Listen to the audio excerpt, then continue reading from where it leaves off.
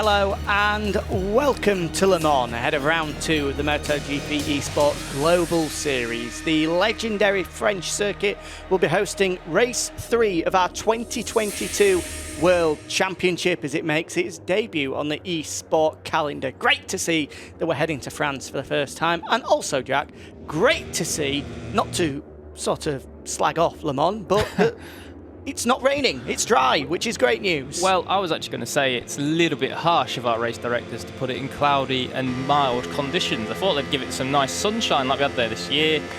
But no, they've gone for the typical Le Mans overcast, cloudy conditions then. Okay, so as you go then, we've got 15 minutes on the clock for qualifying for race 3 of the Global Series.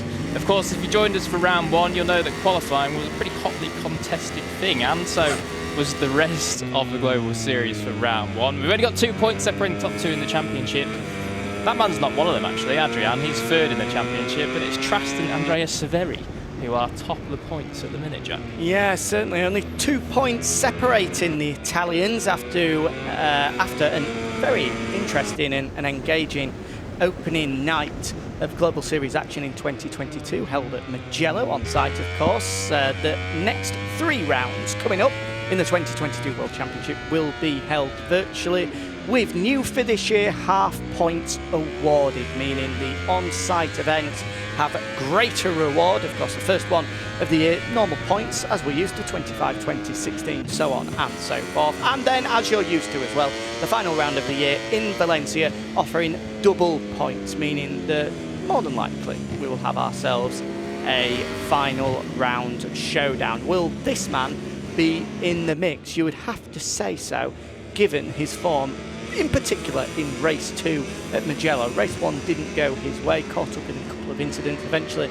coming across the line in 8th, but second place, only a quarter of a second adrift of Trastevere at the second race of 2022 at the Autodromo Internazionale del Mugello. Oh, fantastic. I know, thank you. Sees him move up to 4th in the standings, only 10 points adrift of this man, the 3-time king, Trastevere. So it's all to play for, particularly, Jack, given the fact that with half points on offer, they need to try and make the most of these up and coming 3 virtual rounds. But to flip the coin and look at the other sides, it does of course mean that with only half points being awarded, those mistakes, those potential problems with fuel or tyre wear, as we mentioned very regularly, won't have the same effect, the same impact on our gamers' title charges as they may well do when full points are awarded. We're waffling on at the moment. We're 3 minutes into this 15-minute session because we're waiting for the first laps to be posted.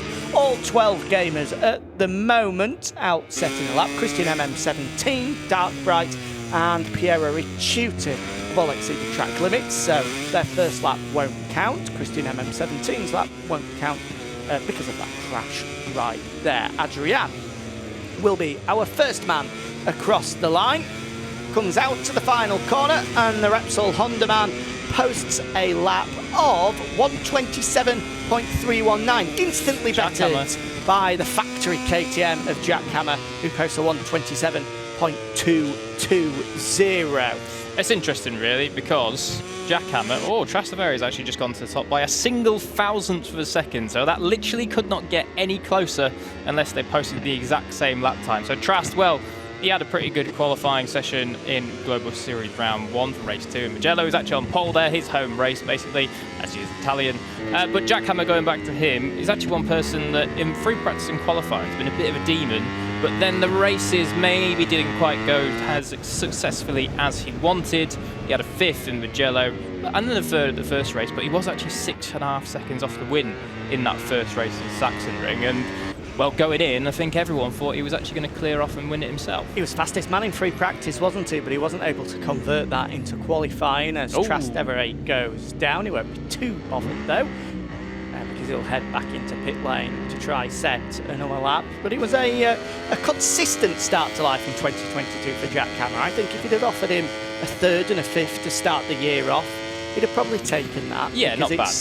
Points on the board, 2 top 5 finishes, a podium under your belt as well. It's a good way to start the ball rolling, and I'm sure he'll be hoping to go up a gear here and start some momentum. Let's keep our eye on Christian MM17, the LCR man. because he is fastest at the halfway point through this Le Mans circuit, and now fastest again as he went through the Sector 3 split time. Not sure how much he's up at the moment, but here he is into the final sector.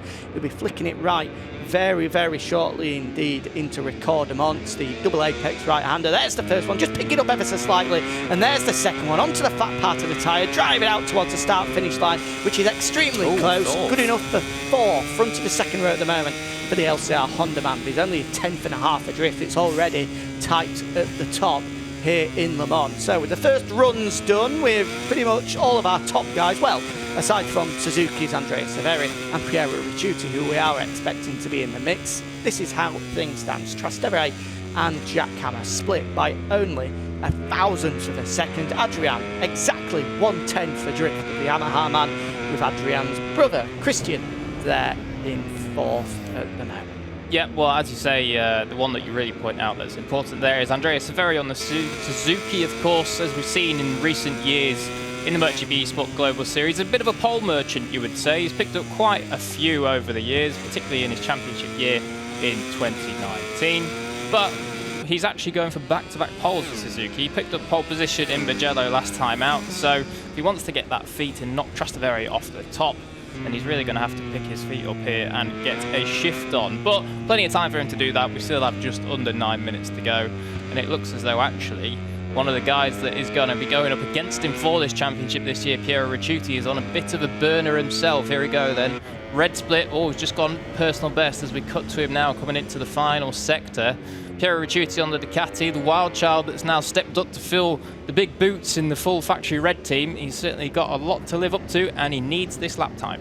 Here he is then into Recordamont, the factory Ducati man, of course, split away from the LCR squad into the signature Ducati red for 2022. Comes across the line, 6th, 3/10ths of a second adrift. He'll be hoping for better than that, will the wild child. But 8 minutes to go, he's got plenty more time as he decides to do the Alex Rins line. Whoa! Whoa! I thought he was saving it as well. Unfortunately, he did do a full-on Alex Rins, actually. There. For a second, I thought that was Eli Tomac flying through there. A nice little jump. A little supercross style from the wild child. That's what we have come to expect from him so far in his eSport career. It's why Look at this, Vindex, up through the first split. Now He this is. would be a shock on the RNF Yamaha.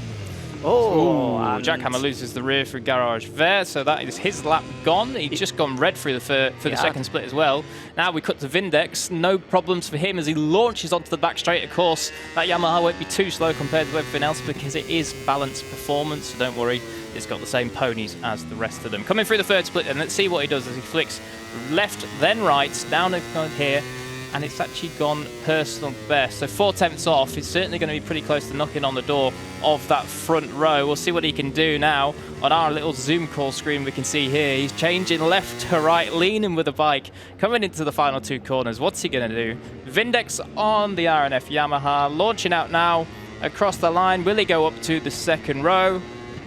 He does. He goes 5th. So in the middle of the second row and just over 3/10ths off from Trastevere at the top. good lap that by Vindex. He'll be pleased with that one. Picked up 6th spot. That's his best qualifying of the year so far at the opening round of 2022 in the wet at the Sachsenring. So if he can hold on to 5th, he'll be pleased with that one. Here we go then. The Suzuki man, Andrea Severi, the 2019 champion, has warmed up that GSX-RR, fires out the final corner. Is this going to be good enough for pole position? Yes, it is. Look at that. What a lap from the Italian. Over 3/10ths of a second clear of everyone else. No, sorry, 1/10th of a second. The screen here in our studio is pretty small. I need to put my glasses on. It is a 10th clear, a 127.119. That is a brilliant lap, though. In eSport terms, that might as well be 3/10ths of a second. A full 10th is some advantage. That's going to take some beating. A great lap by Severi. Well, it is going to take some beating, but there's a man that's already going faster than it. Christian MM17, we're on board with him now on the LCR Honda, about to come down through the second split, and he's still red. So this could be a very short-lived reign at the top for Andrea Severi. He's done a 127.119. Are we going to break into the 26s? That would be an incredible lap time around Le Mans. As we're flying on board with him now, we'll just point out there's only 8/10ths covering the whole field So it really is as close as ever in the Global Series. As it was that Trask flying through. Third split now, and he's gone PB, so he's lost a little bit of time to the Suzuki man. Just one more sector to see if he can recover that. He looked good through Shimano Burf. He managed to pick his line perfectly. Wow. And again there, how close do you want to get to track limits on the inside of the corner? Never mind on the exit. Here he is through the final corner then. The front end wobbling from side to side. He manages to keep it upright. He comes across the line and it's second, 33 thousandths of a second adrift off the Italian. So at the moment we've got ourselves a Suzuki, a Honda and a Yamaha on the front row of the grid. Go one row back and you've got a KTM, a Honda and a Yamaha. It's a great split at the moment, only 4/10 splitting that front 2 rows of the grid. 2/10 of a second splitting the top 5. So Dark Bright has just got himself on the board. So we now do all have 12 riders, all of them out there within 1 second in this qualifying session in Le Mans. So MotoGP eSport Global Series certainly kicking off with a bang here in France. And shout out to this man as well. He said after the first round when we saw him in Mugello that he was just a little bit nervous and kind of couldn't get into the groove of things, and it just held him back a little bit there for the first 2 races of the 2022 Global Series. But this is much better, much closer to the lap times he needs to be. So Tatigo having a great showing here early on. He shouldn't have been nervous. He was business class all the way to the circuit. Lovely trip from Malaysia. There, relaxing back. I'm sure he had a couple of wines possibly as well. I'd have been the most relaxed I've ever been. Yeah, you would have been on the free cans of Coke and a couple of free beers, I'm sure. Yep, absolutely. I know I am whenever I get the opportunity. Here is the 2020 World Champion then, Adrian. 2/10 adrift, but 5th at the moment. What can the Repsol Honda man do? Can he move himself up onto that front row of the grid? Here he comes at the final corner then. Where will Adrian place himself? He stays 5th, but he does cut the gap down to Severi. That means we've now got the top 5 split by, can you believe it, 0.134 of a second. It could not be closer here in Le Mans. 3 minutes to go, and it's Severi leading the way. Yeah, 3 minutes to go then. So this is going to be the final runs pretty much. They're going to get 1 or 2 more cracks at it, and that is going to be about it. Spadalongo is currently on a personal best lap. He's 12th, so he needs to improve. Vindex is going again on the RNF Yamaha. Watch out, he's personal best. Well, not even personal best. Best of the whole lot of them through the first split as we come down through this never-ending left-hander. Real torture one for the tyres. Going to be spinning up all the way through here during the race. They're going to have to be careful that they don't wear those tyres out too much. It looks as though the lap's gone away, but we'll see how far off he is as he comes through the 3rd split. But certainly at the minute, with 2.5 to go, it looks as though we're all just building up to a final flurry here. Yeah, we certainly are. He looked good out the garage there did Vindex, arguably the most important corner on the track as you try and get brilliant drive down the longest straight. On and then flick left and right through Shimano Burf into the S's here. The first right where you will remember Valentino Rossi's hopes of a French Grand Prix win ended, and then left before then picking it up, a short sharp burst down towards Recordemont, the final corner. Right, little roll over the rumble strips, and then right once more before you're out onto the start-finish straight. It looks like it's faded away, but it did actually improve, did Vindex. So a good lap there. He managed to recover a little bit in the final sector. The Italian does stay 6th, though, on the second row of the grid as a with you RNF Yamaha man. So, 90 seconds remaining, and so far, we're not seeing any red sectors. Never mind that, we're not seeing any personal best sectors. Yeah. Jack, you promised us that this was going to end in a flurry. When's it coming? I didn't promise, I just said it looks like it was, but we'll see. Look, they're coming across the line now, it's fine, calm down. Here we go. Now, actually, quickly before we fly onto these final laps, we need to point out Mr. T as well. Usually Mr. T is one of the ones that is usually over a second off the pace, but here he's doing a really, really good job. His best qualifying of the year by far if he does manage to keep it on that 3rd row of the grid. So shout out the Australian with the old outback internet at the moment, because the rest of the players are across Europe. He's all the way out in Australia. I think it's about 1, 2 in the morning for him at the moment as the time of recording this. But certainly keeping the Red Bulls going out there. He is. Let's keep our eyes then, because this flurry that Jack's promised has sparked into life. fastest first sectors for Christian, for Trast, for Jackhammer, for Piero Ricciuti. They're all on stonking laps here with only 30 seconds remaining. This is it. The fight for pole position is coming down to this. Christian on course for pole. Trastevere has blown it. He's gone wide there through Garage there, and that means he's exceeded track limits. So the world champion will not be on pole position. Andrea Severi, his lap is done. 127.119 in the books. Can anyone beat it? For me, all eyes have to be on this man. Oh, it's Christian gone. MM17, but he's wide. Track limit means that it's game over. Piero Ricciuti now surely the only man on track that might well be able to steal this away, but he looks as though he's just out of contention. Red through the first sector, personal bests in 2 and 3. Surely he's not going to be able to recover it through this final sector. He will be hoping to at least be on the front 2 rows of the grid. It would be a big shock if we found the wild child down on row 3 of the grid. Here he is through the final corner then.